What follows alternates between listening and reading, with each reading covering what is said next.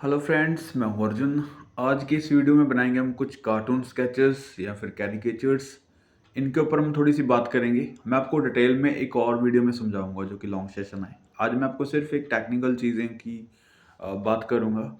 जैसे आप किसी भी करेक्टर को देखते हैं, जैसे मैं आप एक बात समझाने की कोशिश करूंगा कि जैसे हम लूमीज मेथड या फिर किसी और मेथड से हम रियलिस्टिक पोर्ट्रेट बनाते हैं, तो वो चीज़ें सब पे अप्लाई होती हैं, मुझ पे भी, आप पे भी, किसी और करैक्टर पे भी, यानी कि सब के करैक्टर में वो चीज़ अप्लाई होती है जब हम रियलिस्टिक फेस बनाते हैं। जब हम इस तरीके से कुछ कैरिकेचर्स बनाते हैं या फिर कोई कार्टून्स बनाते हैं, तो उनके ऊपर थ्योरी थोड़ी सी अलग, डिफरेंट तरीके से अप्लाई होती है।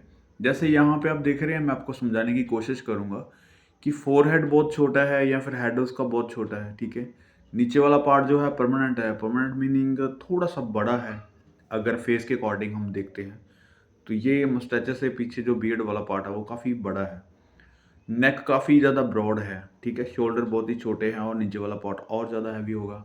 अगर हम कैरेक्टर को अकॉर्डिंग, इसके फेस के अकॉर्डिंग अगर देख रहे हैं तो पूरा मैनेजमेंट इसका।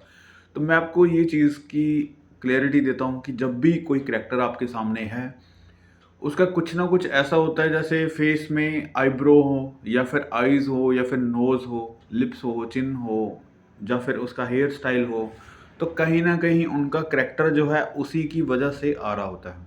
अगर हम किसी को याद करते हैं, अगर मैं किसी शाहरुख खान की बात करता हूँ, तो शाहरुख खान का नोज़ जो है बहुत ही परमानेंट दिखता है, उनका एक अलग है, और आईब्रो से उनका करैक्टर आ जाता है। और ज़्यादा अगर बात करें तो हेयर स्टाइल तो चेंज होता रहता है, वो एक अलग चीज़ है। लेकिन एक परमानेंट जो चीज़ है जो कभी चेंज नहीं होती या फिर हमें हाईलाइट होती है फेस पे, तो उसको थोड़ा सा हम ज़्यादा दिखाते हैं, बाकी की चीज़ों को हम छोटा दिखा सकते हैं। मतलब इस तरीके से कुछ करैक्टर बनाए जाते हैं आपकी समझ के अकॉर्डिंग। जैसे इसका नेक वाला पार्ट जो है काफ़ी ब्रॉड है, तो हम इसको देखेंगे कि अगर ये रियलिस्टिक में है तो काफ़ी ब्रॉड होगा। जैसे काफ़ी सारे पोर्ट्रेट यहाँ पे बने हुए हैं, जैसे ये वाला करैक्टर है, तो इसको देखो एक अलग तरीके से इसको मैनेज किया गया है। जैसे फोरहेड बिल्कुल छोटा सा है, ठीक है। चश्मे लगाए हुए हैं, तो हो सकता है कि ये परमानेंट चश्मे लगाते हों। एक करैक्टर है इनका, ठीक है। इनका सूट बूट जो पहनने का तरीका है या खड़ने का स्टाइल है तो काफ़ी अच्छा है। इसी स्टाइल को अब देखिए, जैसे चिक्स हो गई, यहाँ पे चश्मे हो गए, ठीक है। और जो नीचे वाला पार्ट है उसका डबल चिन बन रहा है, ठीक है। मैं आपको करके दिखाता हूँ अभी। जैसे यहाँ पे नोज़ आ गया, तो काफ़ी मोटा सा नोज़ है, ठीक है। इसकी मूछें हैं तो काफ़ी अच्छे तरीके से इसने मैनेज किया हुआ मूछों को, राइट। यहाँ पे हल्का सा छोटा सा फेस, लिप्स यहाँ पे, और ये चिन हल्की सी, ठीक है। नीचे वाला जो पार्ट है चिन के, जो जॉ लाइन है, काफ़ी ब्रॉड है, तो इस तरीके से हम उसको बना सकते हैं। यहाँ पे आईज काफ़ी क्लोज है, दोनों में डिस्टेंस कम दिखाया गया है। यानी कि कुछ कुछ चीज़ें जो हम रियलिस्टिक में देखेंगे तो वहाँ पे डबल चिन हो सकती है, जो जॉ लाइन है उसकी हल्की सी ब्रॉड हो सकती है, लेकिन इसने हल्की सी परमानेंट की गई है। तो इसी तरीके से बाकी देखते हैं स्केचेस। जैसे ये वाली लाइनिंग है, मैं बहुत ही कम टाइम में बनाने की कोशिश कर रहा हूँ और फास्ट तरीके से। जैसे ये वाला हैंड यहाँ पे रखा हुआ उसने, ठीक है। फिर उसके बाद ये पॉइंट यहाँ पे, और पेट काफ़ी बाहर है, तो इसमें थोड़ा सा छोटा लग रहा है। अगर हम यहाँ पे कर देते हैं तो ये काफ़ी इस तरीके से मैनेज होता है। यानी कि इनकी लाइनिंग देखें, हल्का सा इसको बैलेंस देखें किस तरीके से किया हुआ है। अगर हम किसी का करैक्टर बना रहे हैं तो आपको काफ़ी चीज़ें नोटिस करनी होती है। जैसे उनके खड़ने का स्टाइल भी हो सकता है, बैठने का स्टाइल हो सकता है, बात करने का स्टाइल हो सकता है, ठीक है, उनके चलने का स्टाइल हो सकता है। मतलब जो भी चीज़ें आप नोट कर पाते हैं, अगर हम फुल फिगर बना रहे हैं तो उसको करैक्टर को अच्छे से इस तरीके से दिखाना ज़रूरी रहता है। तो जितने हम चीज़ों को फॉलो करते हैं, जितने हम चीज़ों को जानते हैं, तो वैसे ही हम उसके बारे में कोई करैक्टर बना सकते हैं, कोई भी कार्टून बना सकते हैं, कैरिकेचर बना सकते हैं, रियलिस्टिक पोर्ट्रेट बहुत अच्छा बन सकता है जब तक आप किसी को जान लेते हो। तो मेरा मतलब ये है कि जब भी आप किसी करैक्टर को बनाते हैं, उसके बारे में जान लेना काफ़ी ज़रूरी होता है, उसको अच्छे से देखना बहुत ज़रूरी होता है, उनकी एक-एक चीज़ को, हरकत को काफ़ी ज़्यादा क्लोज़ से देखना होता है, तब हम इन चीज़ों के ऊपर आते हैं। क्योंकि जो रियलिस्टिक है उसमें थोड़ा-सा एक फ़र्क है, वहाँ पे हम अपनी स्किल लगा सकते हैं, ये कि हमें वो सामने वाली चीज़ देख के कितना अच्छे से बना सकते हैं, कितना उसको रियलिस्टिक बना सकते हैं। यहाँ पे थोड़ी-सी थ्योरी अलग है, क्योंकि जो चीज़ें हम जानते हैं, हम उनको अपने अकॉर्डिंग किस तरीके से दिखा पा रहे हैं, ठीक है? जैसे अगर सपोज़ करो मैं किसी जानवर की बात करता हूँ, अगर मैं शेर को दिखाऊँगा, तो शेर को मैं बहुत शांत दिखाऊँगा तो उसका अलग करैक्टर है, या फिर उसको खूंखार दिखाऊँगा पूरा, यानी कि वो लगेगा कि शेर का जो करैक्टर है वो मांसाहारी है, वो किस तरीके से एक्सप्रेशन देता है, तो वो चीज़ उसके अंदर फ़ील आनी चाहिए, चाहे वो कार्टून है, चाहे वो रियलिस्टिक है, चाहे वो कुछ भी है। लेकिन मुझे उनकी हरकतें और उनका जो असली करैक्टर है, उनकी फीलिंग्स हैं, जो हमें देख के आती है, तो वो चीज़ दिखाना काफ़ी ज़रूरी होता है इस चीज़ में। तो अभी जो ये स्केच कर रहे हैं, बहुत ही नॉर्मल तरीके से जो सिंगल लाइन से आप जितना कर सकते हैं उसको कर रहे हैं।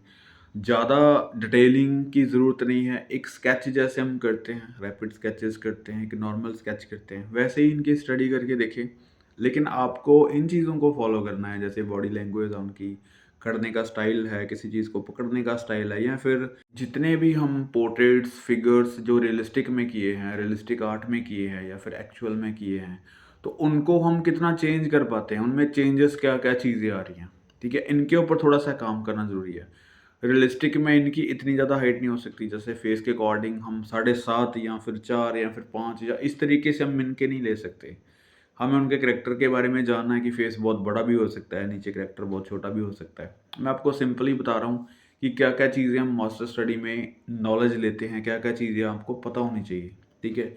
वैसे कुछ ज़्यादा ज़रूरी नहीं है, अगर मैं सिंपल लैंग्वेज में बोलूँ तो फेस बड़ा और बॉडी इनकी छोटी बना देते हैं, तो कार्टून अपने आप लगने लग जाता है। लेकिन टेक्निकल चीज़ें जो होती हैं, आपको काफ़ी नहीं पता चलती, जो हम स्टडी में देखते हैं। जैसे ये वाला पार्ट है, तो अभी इसकी बॉडी बड़ी है, फेस इतना ज़्यादा छोटा नहीं है जितना हम बना सकते हैं, या फिर इतना ज़्यादा बड़ा भी नहीं है, जो इसको बॉडी बहुत ज़्यादा छोटी लग रही होगी। यानी कि देखो मैनेज है, पूरी इसमें इक्वल दिखाई दे रहा है। तो वही चीज़ें कैप्चर करनी है जैसा उनको दिखाया गया है। उसी तरीके से आपने भी इनके अंदर कोई खूबी ढूँढनी है जब भी आप किसी रियलिस्टिक को बना के देखते हैं, कि उनकी बॉडी कैसी है, फेस कितना बड़ा है या छोटा है, या फिर हम उसकी बॉडी बड़ी बना सकते हैं या फेस छोटा बना सकते हैं, इनके ऊपर भी हमें काम करना है। हर बार हम इसके ऊपर नहीं जा सकते कि फेस बड़ा ही बनाना है तो बॉडी छोटी ही बनाएँगे, राइट? जैसे हम ग्रेट खली की बात करते हैं, तो हम कोशिश करेंगे कि वो उसका फेस ज़्यादा बड़ा नहीं बना सकते क्योंकि उसकी बॉडी ज़्यादा परमानेंट दिखती है, ठीक है? उनका फिज़िक बहुत बड़ा दिखता है, तो इसलिए उसका फेस छोटा बनाएँगे, बॉडी ज़्यादा बड़ी बनाएँगे क्योंकि वो करैक्टर ही ऐसा है, राइट? अगर हम उसके फेस को आप इमेजिन कर सकते हैं कि उनके फेस में जो चिन है वो काफ़ी बड़ी है, तो हम उसको करैक्टर में उसकी बड़ी चिन बना के डिसाइड कर सकते हैं कि उनका करैक्टर अच्छे से आ सकता है। मतलब काफ़ी चीज़ें हैं, मैं आपको फॉर एग्ज़ाम्पल कितनी बता सकता हूँ। लेकिन जो आपके सामने है, आप किसी को देख के बना रहे हैं, जो आप करैक्टर डिसाइड कर रहे हैं, तो आपको इसकी नॉलेज आनी चाहिए कि आप उसमें क्या चीज़ देख रहे हैं। परमानेंट क्या चीज़ आपको दिखाई दे रही है या फिर किस चीज़ से वो करैक्टर बन सकता है। या फिर हम स्वभाव की बात करते हैं, बहुत ज़्यादा लोग जो गुस्से वाले होते हैं, तो गुस्से वाला करैक्टर उनको परमानेंट लगता है कि वो गुस्से में ही रहते हैं, ठीक है? कई करैक्टर्स ऐसे होते हैं कि हर बात पे हँसने वाले, खुश रहने वाले, बहुत ज़्यादा हँसने वाले, तो उनके करैक्टर में वो चीज़ परमानेंट दिखती है। तो हम कभी उनको साइलेंट नहीं बना सकते। हम उनको हँसता हुआ या फिर वैसा करैक्टर बनाएँगे तो वो फीलिंग्स को पकड़ता है, तभी वो करैक्टर अच्छे से बनता है। जैसे ये स्केच बनाया, बहुत ही नॉर्मल तरीके से हमने बनाया। ये देखो अभी भी डिफरेंट करैक्टर है, ठीक है? तो इसकी बॉडी लैंग्वेज जो है हल्की-सी ओल्ड है, ठीक है? अभी हम ये तो डिसाइड नहीं कर सकते कि इसका फेस बड़ा होना चाहिए था, बॉडी छोटी होनी चाहिए थी। इसलिए मैंने ये बनाने की कोशिश की है कि बॉडी बड़ी या छोटी बाद में सोचनी है। हमें उनकी बॉडी लैंग्वेज देखनी है, उनकी हरकतें डिसाइड करनी है, किस तरीके से वो बात करने का तरीका है या कुछ भी उनके पास जो है, उनके बारे में नॉलेज लेनी है। अगर मैं एक छोटी-सी एग्ज़ाम्पल दूँ, जैसे एक चाय का कप है, देखेंगे उसको, चाय का कप फुल है, तो वो एक रियलिस्टिक आर्ट है। जब हम उसको पीते हैं, तो पीने का जो टेस्ट आता है, उस टेस्ट को हम मॉडर्न आर्ट या फिर करैक्टर मेकिंग या फिर इस तरीके से लेते हैं। तो आप दोनों चीज़ों के फ़र्क के बारे में जानते होंगे, क्योंकि जो टेस्ट है, उसको हम करैक्टराइज़ कर सकते हैं कि उनमें टेस्ट आ रहा है या नहीं आ रहा, उसका क्या टेस्ट है, ठीक है? जो सामने से दिखाई दे रहा है, उसको हम रियलिस्टिक आर्ट बोल सकते हैं। मैं किसी दिन और सेशन में आपको बताऊँगा क्लियर बात इसके बारे में। लेकिन मैं आपको सिंपल समझाने की कोशिश कर रहा हूँ कि इनके बारे में जानना काफ़ी ज़रूरी है। तभी हम किसी को करैक्टर में डाल सकते हैं, उनके बारे में जान सकते हैं, उसको अच्छे से बना पाते हैं। ठीक है? तो ये कुछ स्केचेस थे आज की क्लास में। नेक्स्ट क्लास में हम कोशिश करेंगे किसी और टॉपिक पे बात करेंगे और उम्मीद करता हूँ इस वीडियो से काफ़ी चीज़ें आपको क्लियर हुई होंगी स्केचिंग के बारे में, करैक्टर मेकिंग के बारे में। ये सारे मेरे एक्सपीरियंस थे पर्सनल जो कि मैं आपसे शेयर कर रहा था। उम्मीद करता हूँ इस वीडियो से काफ़ी चीज़ें क्लियर हुई होंगी स्केचिंग के बारे में। Thank you so much for watching this video.